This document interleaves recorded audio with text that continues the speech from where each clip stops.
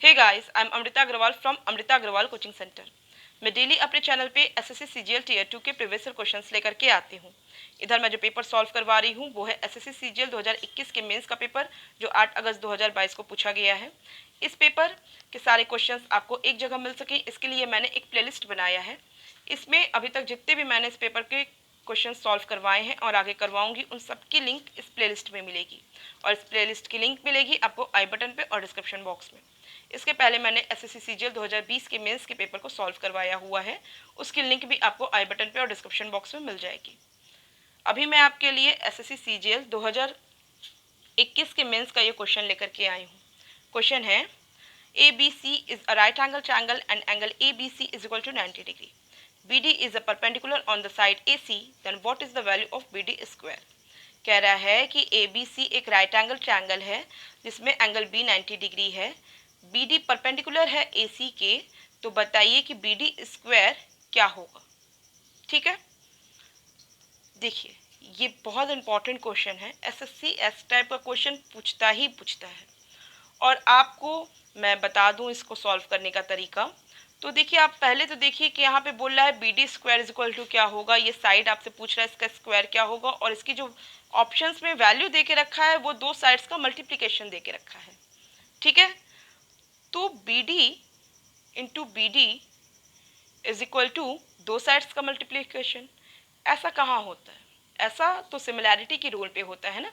Similarity में होता है कि अगर BD अपॉन कोई साइड इज इक्वल टू कोई साइड अपॉन BD हो जाए, तो ऐसे में BD square is equal to दोनों साइड का मल्टीप्लिकेशन मिल जाएगा। ये सिमिलैरिटी के रूल पे अप्लीकेबल है।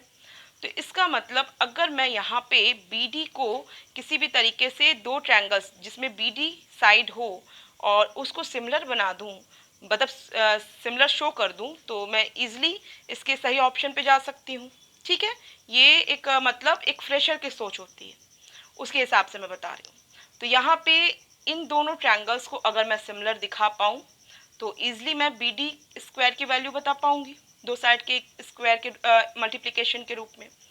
तो देखिए, ये अगर 90 डिग्री है, ये अगर 90 डिग्री है, अगर ये थीटा डिग्री मैं मान लेती हूँ, तो ये कितने डिग्री का होता है? 90 माइनस थीटा डिग्री का होता है। जाहिर सी बात है, किसी भी ट्रायंगल के तीनों एंगल का सम 180 डिग्री है। अगर ये 90 है तो जाहिर सी बात है इन दोनों एंगल्स का सम 90 डिग्री होगा। ये थीटा है तो ये 90 माइनस थीटा होगा। ठीक है, क्योंकि ये परपेंडिकुलर है BD AC पे, इसका मतलब ये दोनों एंगल्स भी तो 90 डिग्री हुए। और इस ट्रायंगल को देखें, ट्रायंगल BDC को देखें, तो ये अगर थीटा है तो ये 90 माइनस थीटा हो गया। मतलब क्या हो गया कि ये 90 माइनस थीटा, जो कि इसके इक्वल। और इस ट्रायंगल को देखूं, मतलब ट्रायंगल ABD को देखूं, तो ये 90 माइनस थीटा है, ये 90 डिग्री है, तो ये थीटा हो गया।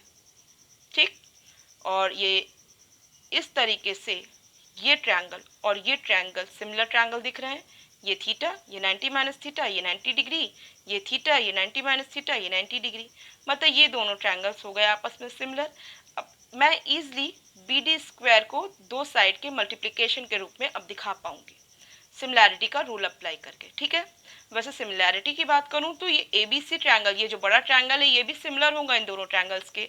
रीज़न क्या है कि ये 90 डिग्री है, ये थीटा है, तो ये 90 माइनस थीटा होगा। बट क्योंकि इसकी ज़रूरत नहीं है तो इसको करते हैं साइड। अब इन दोनों ट्रायंगल्स पे करते हैं फोकस। अब क्योंकि ये थीटा है तो थीटा के सामने BD, आपको क्लियर ना दिखे तो मैं इसको फ्रेश कर देती हूँ। ये थीटा है तो थीटा के सामने आया BD। ठीक है, ये 90 माइनस थीटा है और ये थीटा है, ये 90 माइनस थीटा। क्लियर कर दे पहले, ये थीटा के सामने आया BD, और इस ट्रायंगल में इस थीटा के सामने क्या आ गया? AD। ठीक है, किसी को कोई डाउट नहीं होगा, सिमिलैरिटी का इतना बेसिक रूल तो सबको पता होगा। अब इस ट्रायंगल में 90 माइनस थीटा के सामने DC, तो 90 माइनस थीटा के सामने यहाँ क्या आ गया? BD आ गया। अब BD का यही मल्टीप्लिकेशन यही हो गया, क्रॉस मल्टीप्लिकेशन करूं तो ये क्या हो जाएगा? BD square is equal to AD into DC हो जाएगा, और AD into DC second option है जो कि करेक्ट ऑप्शन होगा। ये तो एकदम फ्रेशर जैसे एक होता है ना कि स्टार्टिंग में आप तैयारी कर रहे हैं और आपको कैसे सोचना चाहिए और सोच के वैल्यू निकालनी चाहिए, उस तरीके से मैंने वैल्यू निकाली और B ऑप्शन करेक्ट लगा दिया। बस थोड़ा टाइम कंज्यूम हुआ, अदरवाइज वैल्यू तो आ गई। कंसेप्ट आपका क्लियर होना चाहिए, तो आपको ये दिमाग तो स्टार्टिंग में अगर तैयारी कर रहे हैं तो लगाना ही होगा।